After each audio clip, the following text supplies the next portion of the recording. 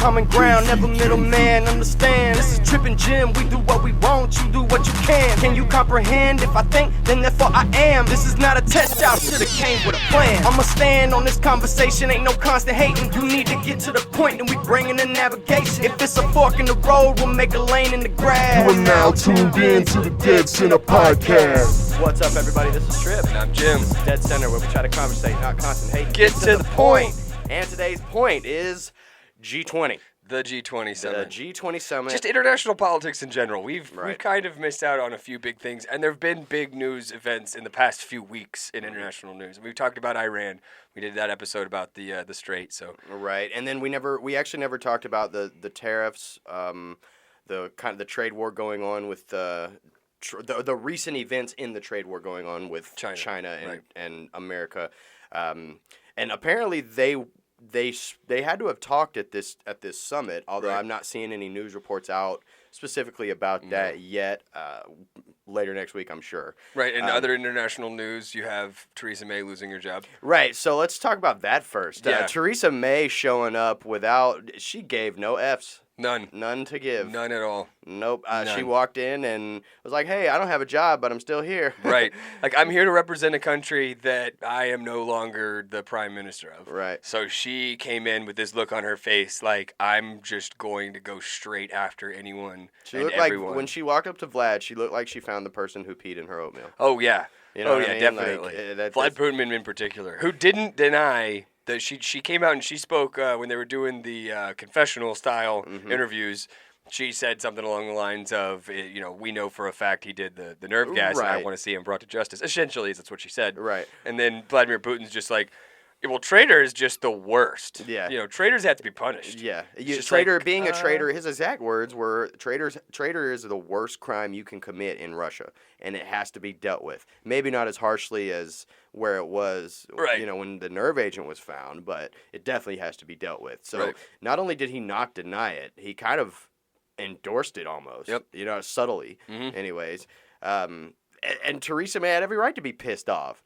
Of course. It's nerve gas being used on her soil, and no one seems to care. And most of the news outlets are kind of nonchalantly ignoring that issue anyway. Right. I mean, a ticked-off Theresa May showing up without a job to the G20 summit should be one of, if not the biggest news from the summit. But you have Donald Trump showing up saying, hold my beer. Right. Woo, buddy. Yeah. So when Vladimir Putin sat down with Donald Trump and they were kind of getting that photo op going on where they're kind of sitting next to each other in those chairs, and the reporter, a female reporter, if you guys haven't seen the clip, you guys absolutely need to go check it out. A reporter says, are you going to tell Vladimir to not meddle? Meddle was the word. Not meddle in our elections. Right. And he goes, And if you can't see the smirk on my face right now, it's the dumbest smirk you ever saw. And he just looks at Vlad, and he's just like, don't you meddle in our elections. Yeah, just don't do it. Like a wag of the finger. Very literal wag of the finger at him, and then just like, next question. Can we just talk about the disregard for intelligence in the United States? Like, for our own national security intelligence is what I'm speaking of.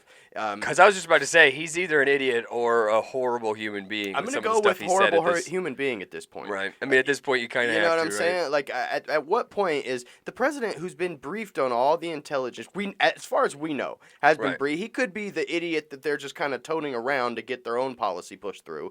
But I don't think that's the case. Not when you're not when you're at the G20 just nonchalantly not giving enough. Like, not as bad as Theresa May, but I mean, it is either some kind of just horrible, terrible mention of power he wishes he had, or it is a complete obliviousness to why fake news. That's not a problem in Russia, is it? We have that problem in the United States. You don't have that problem of fake news. Vladimir Putin is red in the face, laughing like, it's same. We have same problem. It's just like, we don't have that problem because I murdered all of them. Right. Murdered all of them. Kill the traitors. Yeah. Even the journalists, because journalists that disagree with me are traitors. Like that, you're talking to Vladimir frickin' Putin, and you're like, oh yeah, you don't have that problem of journalists not liking you, do you? Yeah, you don't have that problem. Yeah, of course he doesn't have that problem. He's Vladimir Putin. They stopped telling me they didn't like me after like the 10th one I killed. Exactly. You know what I mean? Like, it's like I can kill people. Like, I just mentioned how this man can kill a double agent in Britain. And him with and nerve his gas. daughter on a park bench in the UK, like Right. in the open. What? Mm-hmm. Yeah, no, you're right. He doesn't have a problem with journalists speaking out against him in his No, country. he does not. And that kind of joke, I mean, don't meddle in our elections. Everyone can go, oh my gosh, he didn't actually chastise him. Oh my gosh, like, what's he going to do? In all actuality, even if he truly and genuinely didn't want him to do it again, which we know is not the case, even if he really didn't want him to do it again, what am I going to say right now during a photo op? Mm-hmm. You want me to fight him? You want me to just punch him in the face? I mean, Right. what do you want me to do? Right. All you have to do is I planned on it or something along those Or lines. we are going to discuss it. Right. Move on. Move on. No, Not- but you not- went out of your way to chastise CNN or MSNBC or whoever, because we know Fox News wasn't asking that question. Of course not. You know what I mean? He went out of his way to give them a reason, and it's like, I get it. You hate the fake news. You were just so against CNN. They trash you all the time. I'd be against them too. However, you're talking to a murderous dictator. You're talking to one of the worst people in the world. Top 5, easy. Okay, maybe. You know what But I'm keep saying? going, maybe. My point is, that is not a joke. As the president of the United States, who is supposed to keep our national security at the forefront of everything you do, go to a foreign nation and essentially laugh off the fact that our elections were meddled in, and there could have been outcomes changed, and there was a lot of polarization done because of what they did. And not to mention, they undermined our democracy. And- Whether or not that was something that got you where you are and you want to admit that, or America thinks that or doesn't, if that is or is not a fact, either way, they undermined our democracy, or at the very least attempted to, and came close to, if not succeeding. Right. That should be a huge, like you said, a homeland security issue. That is That how is did not we not something you should catch joke this? about for the entire world to see. Yeah, the whole world. Yes. I mean, we could go a step further with this whole affection for dictators. I mean, we may be doing what we're doing with Iran, but we totally disregard the murdering of journalists, not only for Saudi Arabia, but now apparently for Russia as well. And I'm serious. Either he was that oblivious, or the joke was, oh yeah, you don't have that problem. I wonder why you don't have that problem. Yeah. But what? And that's the joke you make? Yeah, exactly. So then there's the other thing, and I mean, Vlad's face he was very much laughing, like, shut the. Yeah. So, yeah, and then you have him like making the "Hey, I'm in the neighborhood" phone call to Kim Jong-un. Right. That was another thing. Twitter. This is not 2 separate episodes we're doing. This is one Yeah, episode this is because this is all pretty much in the span of 1 week. One trip to this was in Japan. It was in 1 week he got there Thursday. But I'm saying within a few days, within the span of about a week, we have all of these stories out. We got the stuff with China. We're probably going to have more stuff to talk about because he must have met with Xi. He did. And he we're did meet recording with this Putin. Sunday afternoon before we've been able to check in with all the major media news outlets. Right. So that being said, but no, like you said, he essentially on Twitter is like, hey, I'd like to meet him at the DMZ. Let me know. And apparently got with him and got with I guarantee you this is something that has been previously discussed. There's no way that he jumps when Vlad. Here we are talking about dictators. They're just all interchangeable. Yeah. I don't think Kim jumps when Trump says jump, without this being something he has asked for in the past. Right. And now, and again, I don't know if anyone caught this. This is the third, if not the fourth, G summit that he has either left early or gotten late or whatever, disregarded it to some extent to go meet with someone that wasn't invited. Right. This is. He did it with Putin at least once, if not twice, and now he's done it for at least twice, if not 3 times, with North Korea. The Moon was there. We saw Moon there, too. Yeah. President Moon from South Korea. It wasn't a bunch of people that were just absolute nobodies. This was 3, world power heads all doing this on Trump's Twitter time. That's my point. Is like he just tweets something, hey, this should happen, and it freaking happened. So either it was previously planned or previously discussed as something that someone else wanted. Right. I think that maybe that's a possibility because I think that this is all in Trump's mind 4D chess. I think that you can't keep putting the dictator of an extreme enemy, or has been in the past, up until your blossoming friendship with him. Which is a big thing that he mentioned as well. Yeah, which is, you can't keep doing that. Putting this guy on this stage, if there's no, without any rhyme or reason, like, he has to have in his mind, at least to him, because the rest of us were like, why are you doing it? But to him, he has to think, okay, if I keep showing that I'm willing to put him at a higher level, then maybe he'll come to the table on nuclear talks. That has to be the reasoning. There's just nothing else makes sense. I don't know how you keep going. And this guy had who did he have killed last month? He had the guy who his stepbrother or whatever? Well, no, that was before he was elected. What I'm talking about is the person who apparently broke down, had talks break down, or oh yeah, up. firing squad. He fired his translator. Right. Yes, his translator. He had. What? This is on the same level as the Khashoggi killing. But it's like something happened, and again, the accusation was that he was a traitor. Mm-hmm. That was again the accusation was because this person during the talks, his translators got information for the CIA or something like that. Right, had worked with the CIA, or he thought he had, or something along those lines. And had him put to death by firing squad less than a month ago, and we're once again elevating him. Oh no! This is such to a higher station. He invited him to the White House. Yeah, no, I was building to that. So they met. So we haven't talked about it. They met. He meets him. Now he walks into North Korea. Well, through he walks the DMZ. to the DMZ, and then Kim walks to the DMZ, and they shake hands, and then he takes that step over. And then, look. Walks all the way through the DMZ's gravel point to the concrete. Right. Does a photo op, and then they walk together back through to South Korea. Photo op, step over into South Korea, and then they go all the way into, I guess they had a meeting with Moon because they went into a building after that. Right. But I mean, you want to watch the clip. Everyone is in an absolute scramble. Right. No one's prepared to ask questions. Service for all three Everyone's heads. just freaking out. Everyone's head is on, like, bobblehead on a swivel kind of stuff. I mean, they are going everywhere. But it did look pretty rehearsed, which is weird.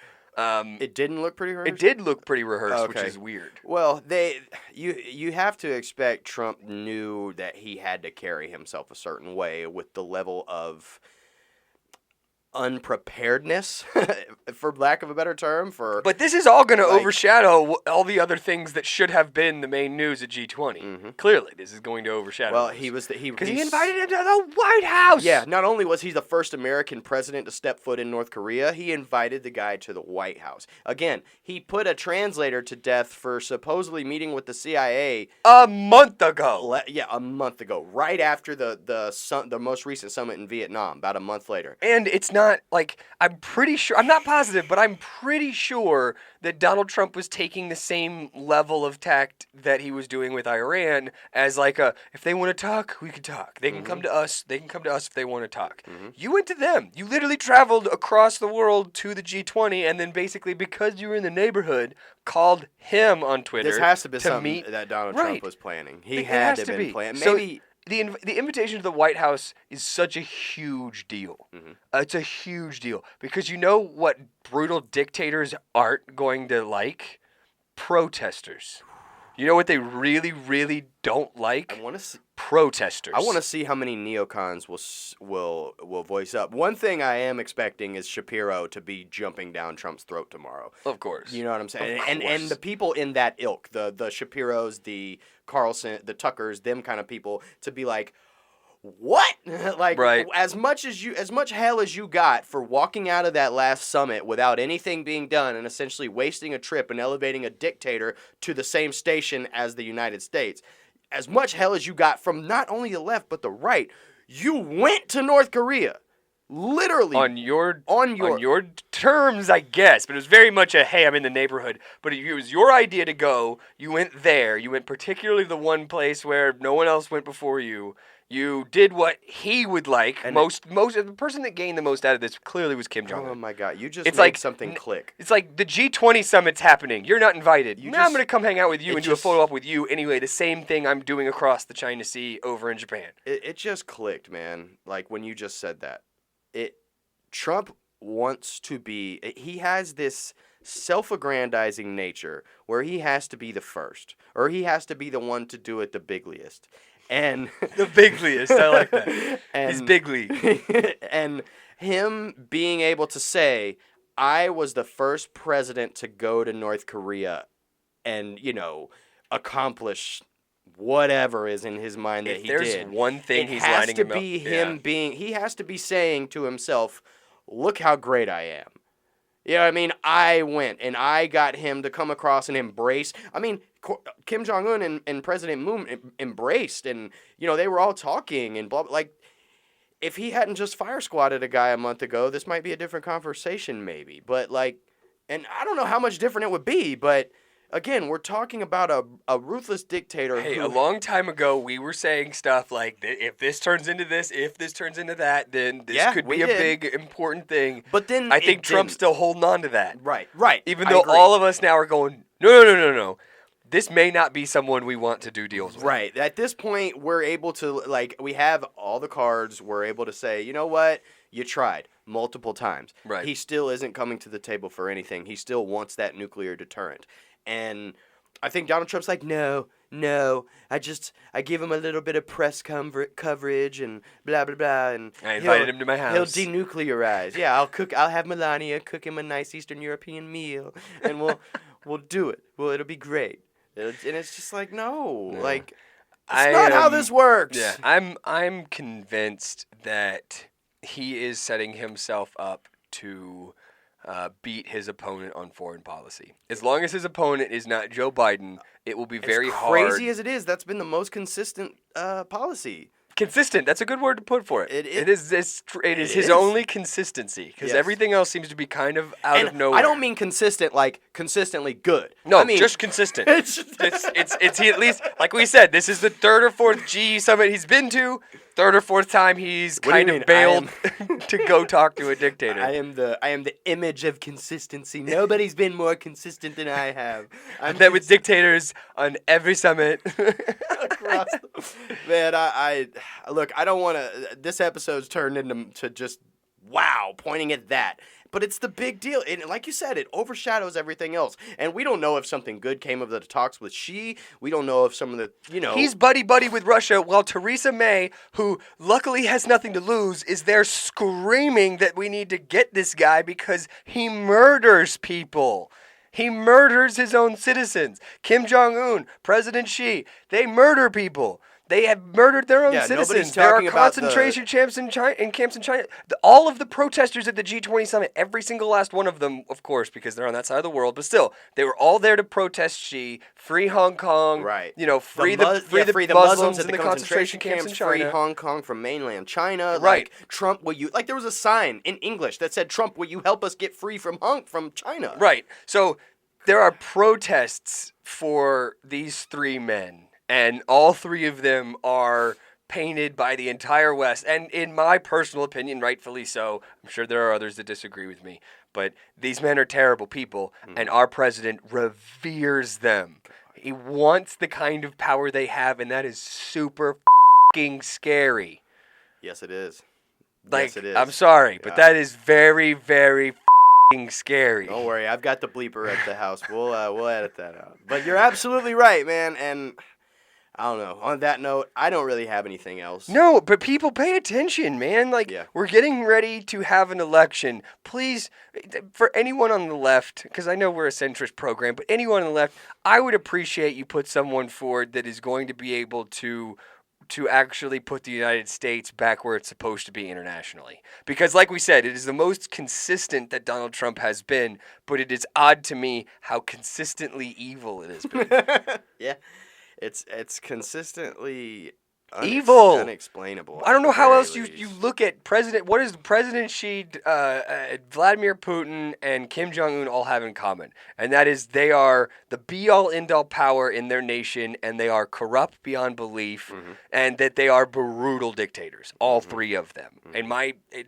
In the West's humble opinion. Right. And yet the leader of the Western free world is the one rubbing shoulders with them on a regular basis. Right, and then he's a bull in the China shop when it comes to our allies. Right. This is starting to be scary. This has gone from It is. maybe we can bring the world together to maybe we're on the wrong side of this. Yes. Very much So so. Very that's much so. yeah. I'll leave you with that. All right. Well, y'all make sure to check out the website www.thepodcast.com. Oh yeah. Yeah, that's the one. TheDeadCenterPodcast.com. Don't listen to Jim. TheDeadCenterPodcast.com. It'll have links to all of our content. There's a shop there for you if you want a shirt or a doormat with Trump. Spotify, SoundCloud, iTunes, YouTube, Facebook, all there. Yes. We even share, have attempted subscribe. to do a GoFundMe if you want us to have nicer cameras. Absolutely, because Tripp's my camera's camera crap. sucks. Don't forget it. Yeah. And with that being said, I'm Trip. And I'm Jim. And this is Dead Center, where we like to conversate, not constant hate. And Get to the point. Love y'all. See y'all next time. Peace. Common ground, never middleman, understand. This is Trip and Jim, we do what we want, you do what you can. Can you comprehend? If I think, then therefore I am. This is not a test, y'all should've came with a plan. I'ma stand on this conversation, ain't no constant hating. You need to get to the point, and we bring in the navigation. If it's a fork in the road, we'll make a lane in the grass. You are now tuned in to the Dead Center Podcast.